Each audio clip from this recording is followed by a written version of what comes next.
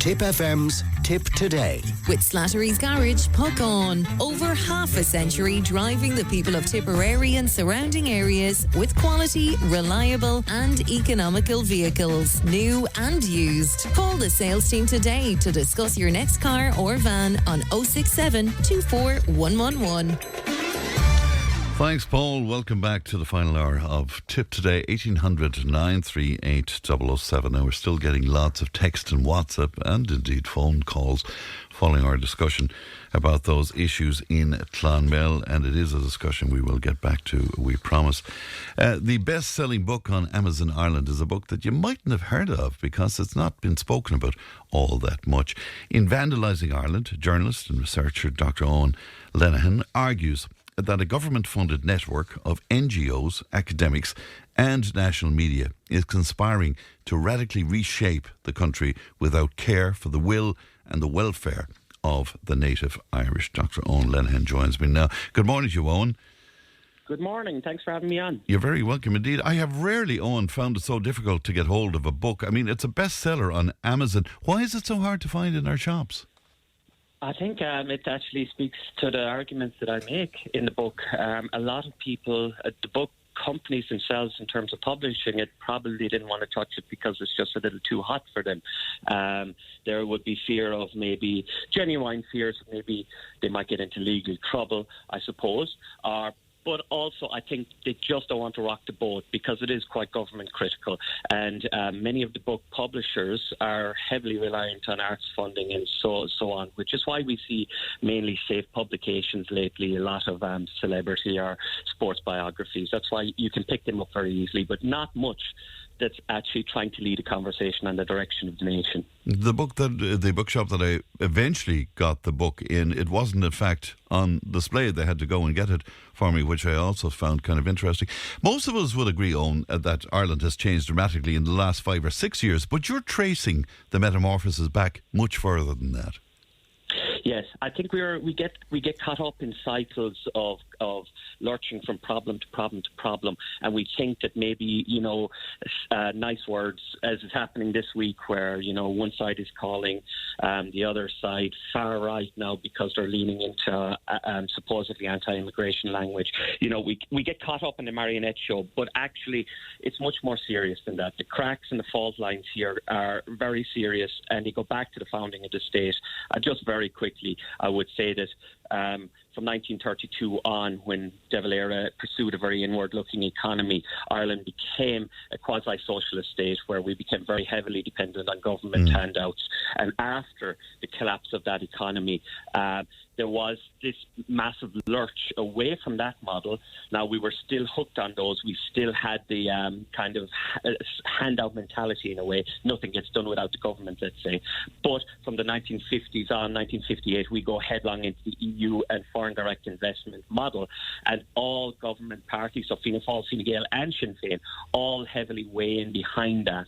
And so that's why we have something of a crippled democracy, is because as much as we like to talk about issues, if we say have an issue with mass migration, for example, well, there's not much we can do about it if we don't accept that the underlying economic model that all government parties are committed to, the foreign direct investment model, is predicated on mass immigration.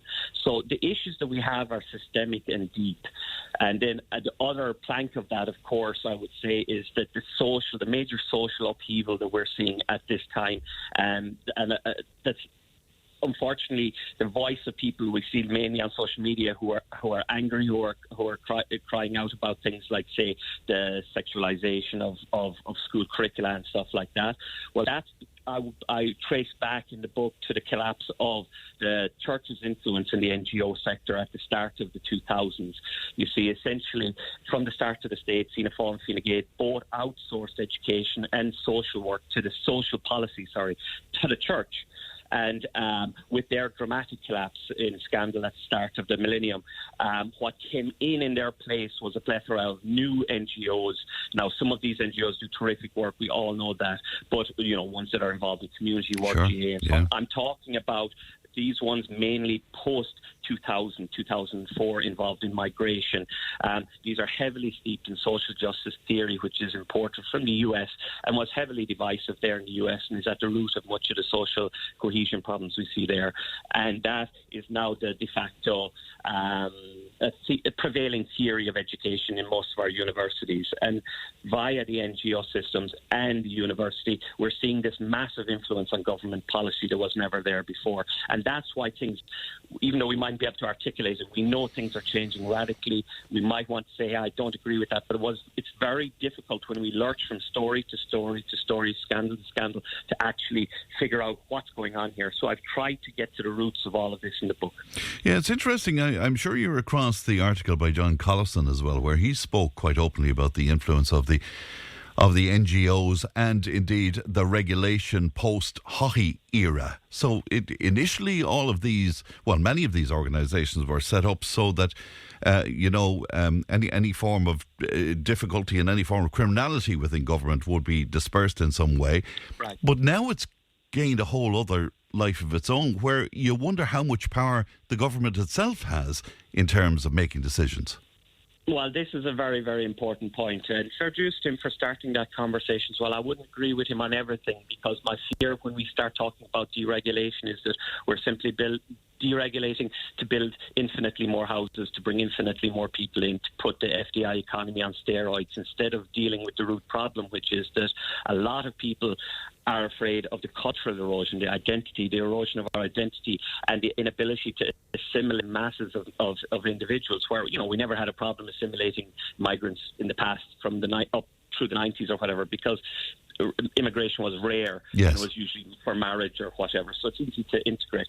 But to your point, Charlie Flanagan, when he left government last year, he gave he gave an interview to the Irish Times, which should have really made the nation come to a screeching halt and have serious questions. What he said was, if he was a middle-ranking official at an NGO, he would have had more influence on government policy than he did as a government-backed venture. Wow. Now, that's a profound statement on how crippled our democracy actually is.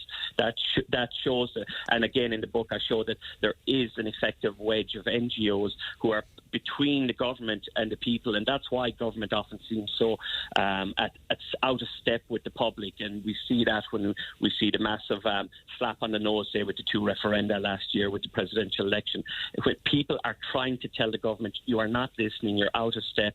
And this is why, because the government has cocooned itself essentially with yes men, and the chief among them being the NGO, but I'll also argue very profoundly the national level media.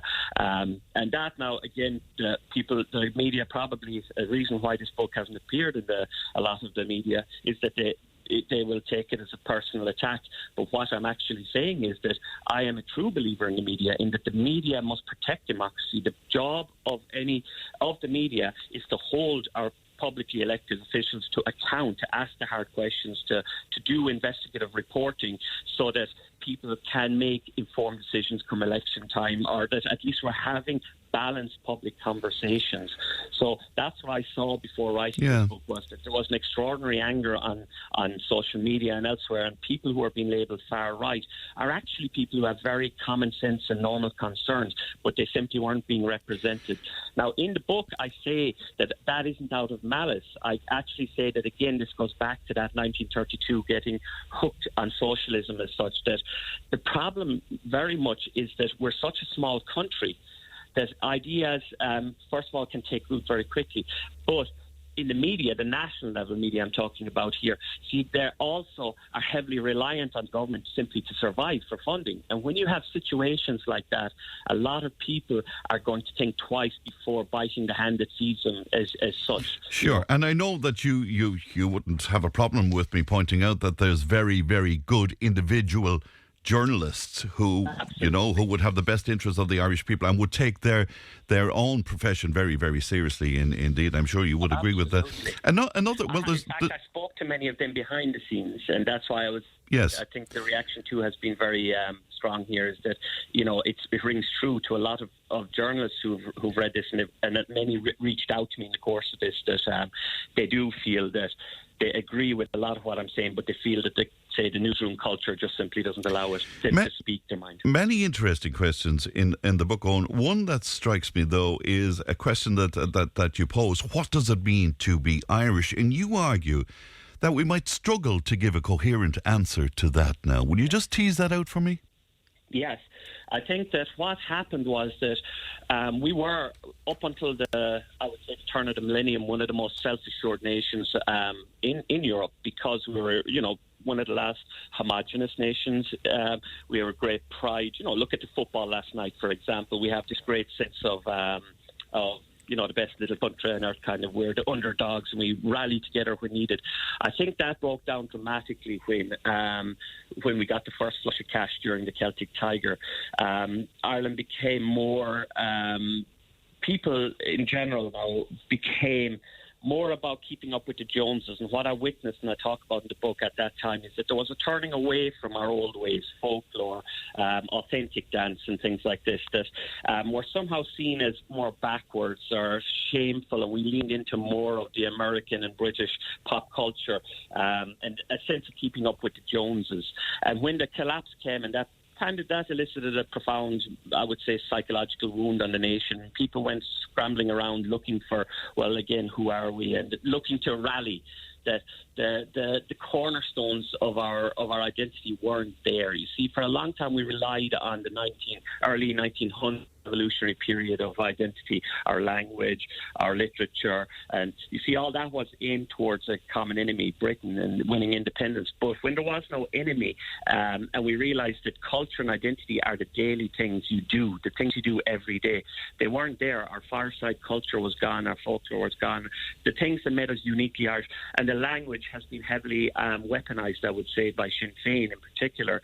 So what vestiges of the culture are there now are often used as weapons, and I think that's deeply unhealthy for our national psyche and our sense of self. And so that's one of the things that I would recommend going forward, is that we need to reconnect in a positive and an authentic way with our national identity and culture. Yeah, and will you deal with something else for me? Because it's come up on this programme many times. As you know, we've had issues here with the likes of Rossgrey and Dundrum, with communities being divided indeed by the whole question of immigration. But when I talk to politicians about it, inevitably I will hear that we owe a debt, almost a moral debt, because we immigrated to places like Britain and Australia and the United States. Will you take that from me, that idea of a moral debt? Yes, that's something I profoundly reject. That's coming from the university systems, and again, filtered through the NGO system, where we're importing the social justice theory concept of white guilt, to put it bluntly. That is, the West as a collective homogenous blob has oppressed the non-Western world through slavery and whatnot, but it's a particularly pernicious and vile kind of a character assessment in the Irish context, because we were Britain's longest held and most brutalised colony over 800 years. And so what we're seeing is that, as bizarre as it sounds, but I lay it out in the book, there's a sense of almost trying to put us on a par with our own colonizer. We had, I won't mention any names here, but we had, it's in the book, but, just as I'm conscious of your responsibility. Yes. But there's one, we had a councillor who said that during the famine, the Irish wore their their invisibility cloak of white privilege. What they mean is that if there had been Africans or other people in Ireland during the time of the famine, they would have been more suppressed than we were during the famine. So we're dealing with profoundly silly ideas that have been imported from elsewhere, and parts of this have filtered down into political talking points. We had another minister in government who on the Dáil's floor talked about Peggy McIntosh's invisibility, her knapsack of white privilege. Again, these are the kind of radical ideas that you would find in the most blue halls of Harvard. These are simply ideas that don't fit in our context but have been forced on us.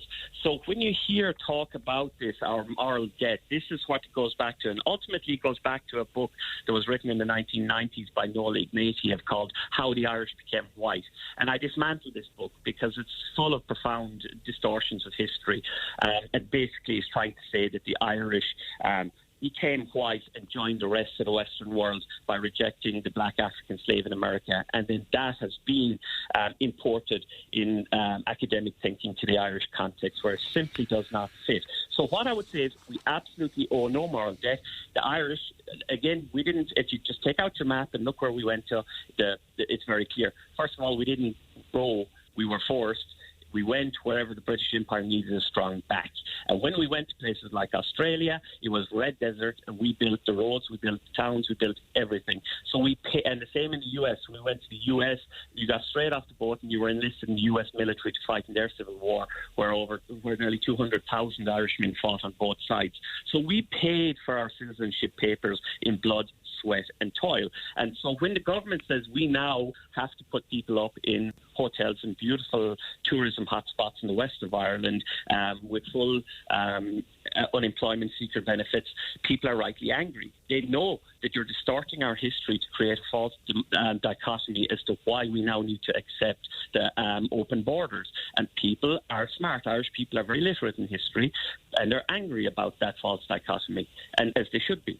And still many Irish people are perfectly happy and accepting of people into the country, because we see them as coming from places that are war-torn, that's great poverty and that sort of thing. And even if it puts us out a little, many Irish people are prepared to embrace those coming in.